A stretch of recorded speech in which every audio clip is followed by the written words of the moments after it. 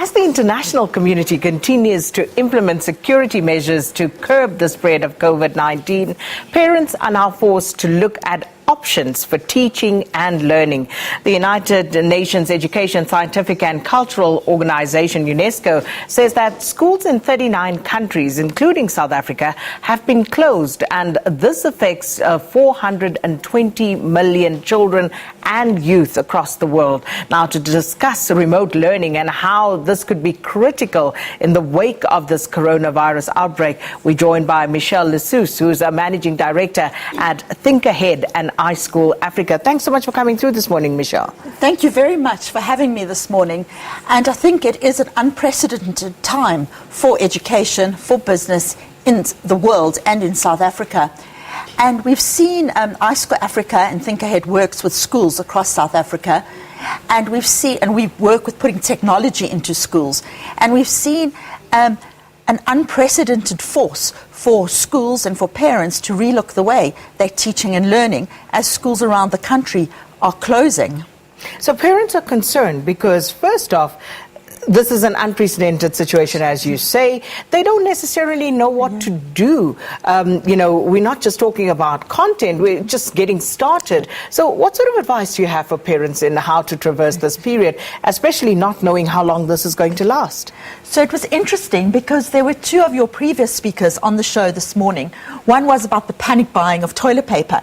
And I think we're actually seeing a panic buying of learning and a panic of the more resources I have, the better. And I think we also need to be calm about that and take advice from the experts.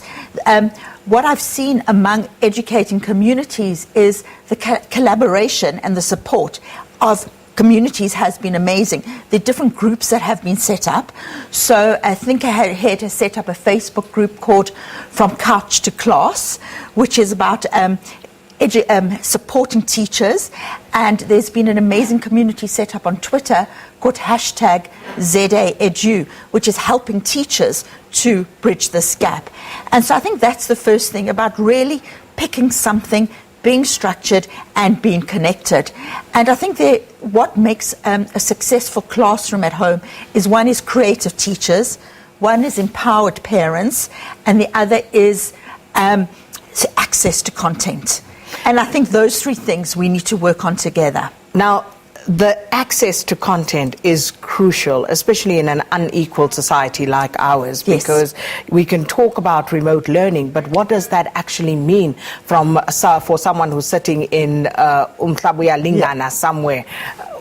How do we bridge that divide at a time like this? Yeah. So I think UNESCO has very clearly said that when schools get disrupted, the people to suffer the most are disadvantaged children. And I think everyone is very aware of that, because we've seen the private schools step very quickly into remote learning. And it is very impressive to see how they've taken that from day one. They've got all the drives up, the remote learning up. The government schools are going into school holidays, so at this stage there seems to be a gap to prepare our schools for that. But I think access is going to be key so that the inequality doesn't get bigger and the digital divide doesn't get bigger. So there are two things we need to look at. We need to appeal to businesses and to providers to give access to connectivity. So we're seeing a lot of educational sites being zero rated, but we really need to appeal, because the minute we have access to content, it will actually be an opportunity to lessen that divide. And that is exciting. The other two aspects, that we can look at is, one is looking at ways of not relying 100% on online functionality. So looking at programs that there are advice from teachers, from educators, and looking at programs that can be creative that aren't relying 100% on technology. So speaking of opportunity, this is a very disruptive period. And is this perhaps going to change the way we look at teaching and learning moving forward? So there is an old saying that's saying necessity is the mother of invention. And I like to see this as necessity is the mother of adoption. What I think we will never, ever have education the same as we've had it before. I would be very surprised if after when we come through this time, this disruption, that we will go back to traditional learning.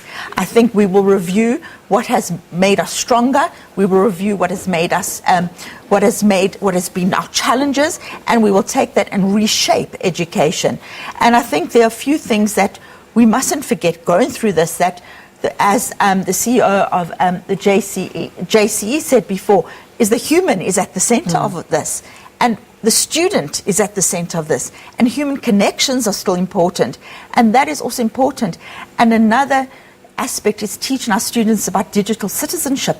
With all the fake news that is going around, it's other learnings that our students can take out from this. So I think as educators, as parents, as schools, we need to give our students access to the best content, and we need to structure it in a way that they come out of this with quite strong learnings in terms of the human, but also in terms of the student.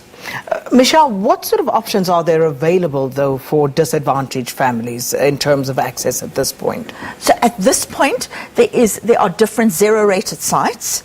There are different programs being put in place by governments. So as we go into school holidays, because the government schools there are action plans being put in place, and then there also will be different links, there'll be different offline resources, and there'll be different advice for activity packs. But I think the big thing is for businesses to appeal for connectivity and access to devices. So connectivity... And sorry, one last thing is also for material to be accessed through television, through radio, and through mobile phones. So, for example, a lot of the sports channels aren't going to have a lot of sporting activities. So let's use radio, television, and mobile phones for content, for access for our students. And because that's what I was going to ask you about, how do we make use of traditional mediums such as television, such as radio? So important. But how will this be done in such a short space of time? Because this isn't something that we had time to prepare for. The one thing that is amazing is that such good content exists. The challenge has never been the content that exists. The challenge has always been the adoption. So now I think we're forced for the adoption. So I think there is quality content that exists. Now we need to bridge the gap between the student and that content in a way that meets the environmental challenges that we are now facing. And perhaps just a final word of advice to our parents who are pulling their hair out at this point because they are faced with the prospect of literally stepping into that space of teaching. I think I read a very good advice, some good advice yesterday, is your home doesn't need to replicate a school. It really needs to take advice from your school, take advice from teachers.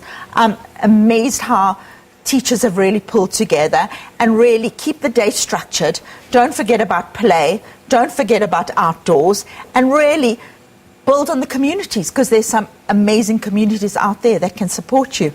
Well, thank you so much, Michelle Lissoos, talking to us about, what you can do and the opportunities that exist at this point and how this disruption caused and brought about by the coronavirus outbreak is going to change the face of learning and teaching and move it into the digital space in absolute terms from here on in. So thanks so much. Michelle Lissoos is, of course, the MD, the Managing Director at Think Ahead and iSchoolAfrica. So with that, it's 7 o'clock, time for your latest news.